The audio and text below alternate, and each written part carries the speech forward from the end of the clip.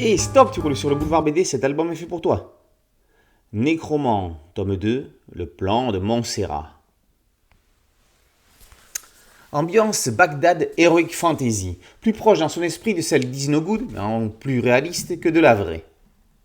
Asher et Ayou apprennent que le marchand avec qui ils prennent le thé n'est autre que Montserrat. Ce nécromant débutant était tombé sur sa sépulture. Pour délivrer Morla, la sœur d'Asher, de l'emprise de Beaufet, il va leur falloir ressusciter les héros du passé qui avaient vaincu ce dernier. Asher va avoir besoin de toute l'aide des 3 fantômes qui l'accompagnent. L'érudit gâteux, respecter les anciens. Le guerrier incompétent, il n'avait qu'à s'entraîner plus. Et la danseuse lascive, et oui, pour ne pas tacher ses vêtements, il vaut mieux les enlever. Pendant ce temps, à Byblis, capitale de l'empire Moras, Morla, alias Beaufet, s'apprête à devenir impératrice, en se mariant pour conquérir le monde. Le tome 1 étant paru il y a si longtemps, rappelons ce qu'est la nécromancie. C'est une science de la divination faisant entrer ceux qui la pratiquent en contact avec des personnes décédées. Son praticien, le nécromancien, devient ainsi détenteur de pouvoir sur la vie et la mort. Le romancier scénariste et surtout rôliste Olivier Gay place cette pratique au cœur de la série Nécromant.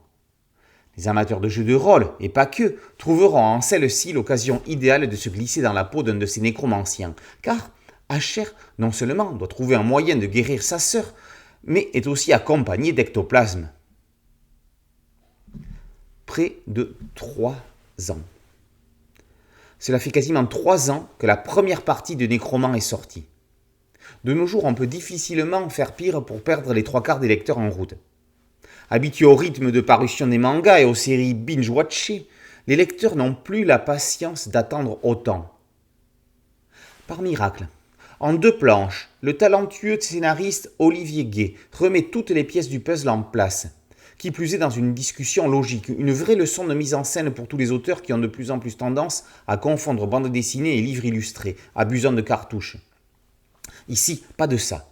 Olivier Gay fait de la BD, et c'est ça qu'on demande quand on ouvre ce genre de bouquin. Au dessin, c'est sûr que Tina Valentino est au top. Ça valait le coup d'attendre, mais bon. C'est la stratégie éditoriale qui est, dans un cas comme celui-ci, à repenser. Il aurait certainement fallu mettre le tome 1 au frigo en attendant que cette suite soit suffisamment avancée pour sortir les 2 volumes à 1 an d'intervalle, ce qui est déjà long pour beaucoup mais reste raisonnable. Nécromant est une série qui n'a rien à envier à l'Enfeust. Elle est même plus aboutie que le déjà bon Dantracon. Maintenant que l'univers est en place, espérons qu'un second cycle puisse voir le jour pour le développer.